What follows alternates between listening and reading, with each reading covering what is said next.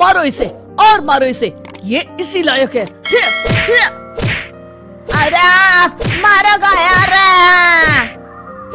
सरपंच जी, कालिया को चोरी करते हुए हम सब ने रंगे हाथ पकड़ा है।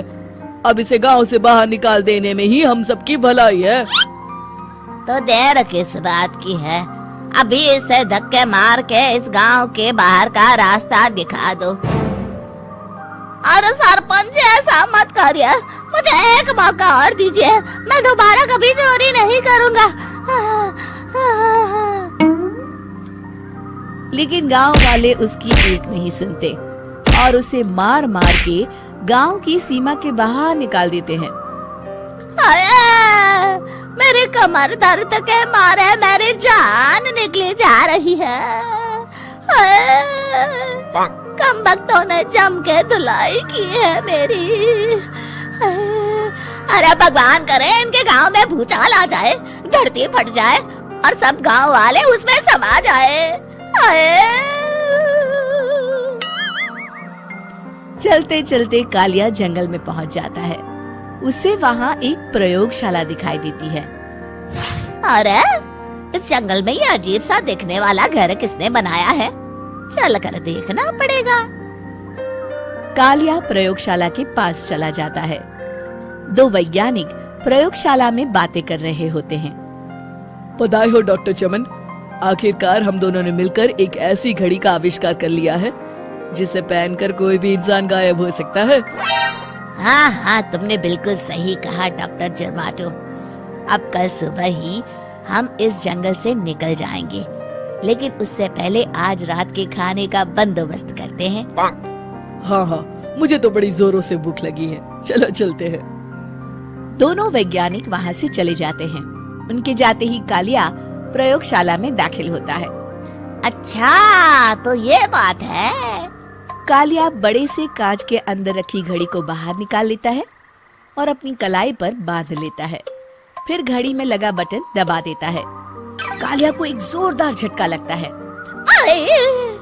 कालिया अपने आप को आईने में देखता है तो उसका पूरा शरीर पूरी तरह से गायब हो चुका होता है।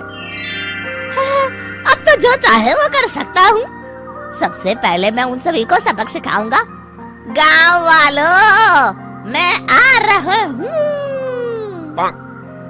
कालिया गांव की ओर चल पड़ता है। थोड़ी देर के बाद दोनों वैज्ञानिक वहाँ आते हैं।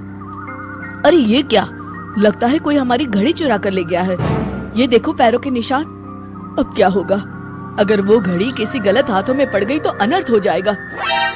तुम चिंता मत करो, हमारी घड़ी में जो बैटरी लगी है ना, वो सिर्फ 24 घंटे चलेगी। उसके बाद वो घड़ी काम करना बंद कर देगी। उधर दूसरी तरफ गांव में सरपंच अपने घर में सो रहा होता है।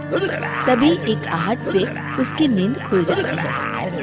अरे कौन है, कौन है वहाँ?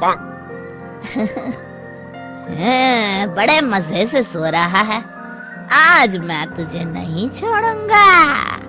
कालिया पास में पड़ा डंडा उठाकर सरपंच की पिटाई शुरू कर देता है। ये ले, ये और ये ले, इसी लायक है, ले। आप मर गए। अरे ये क्या हो रहा है? अरे कोई बचाओ मुझे, मेरे घर में भूत आ गया है। सही कहा, मैं भूत ही तो हूँ, ये ले। अरे भूत जी, मैंने आपका क्या बिगाड़ा है, मुझे छोड़ दीजिए। आपको क्या चाहिए? तेरे घर में जितना भी पैसा है ना, मुझे ला कर दे दे, तब मैं तुझे छोड़ दूंगा और यहाँ से चला जाऊंगा। सरपंच अपनी तिजोरी से पैसे निकालकर एक बड़े कपड़े में बांधकर जमीन पर रख देता है और कालिया वो सारा पैसा लेकर वहाँ से चला जाता है। दूसरी तरफ जमींदार गांव के चौराहे पर खड़ा कुछ लोगों से बात कर रहा होता है। इस कमीने जमींदार ने भी मुझे बहुत पीटा था, इससे भी बदला लेना तो बनता है। हाँ?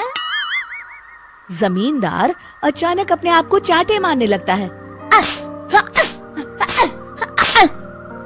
अरे भाई ये क्या हो रहा है? जमींदार साहब, अब ठीक तो है ना?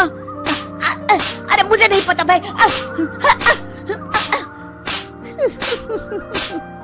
अरे मर गए रे, ये तो पक्का किसी भूत प्रेत का काम है।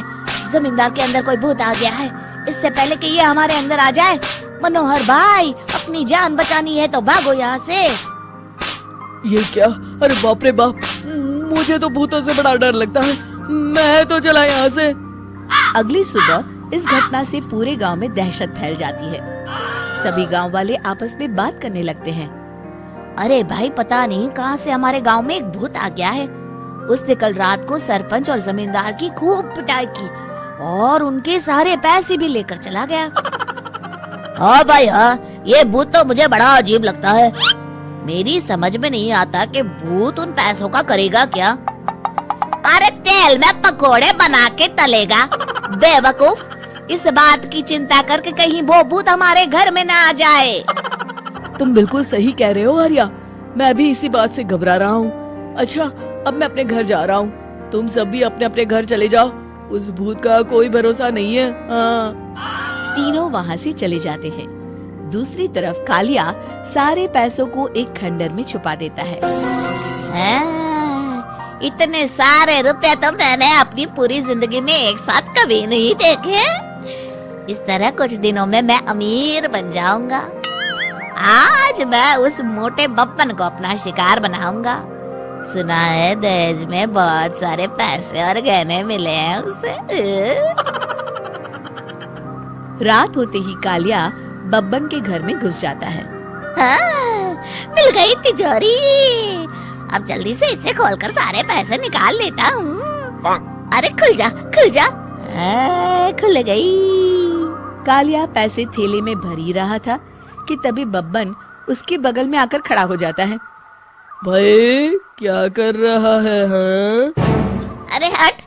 अरे तेरी इतनी हिम्मत! मैं तेरे सामने खड़ा हूँ और तू फिर भी मेरी तिजोरी से पैसे चुरा रहा है।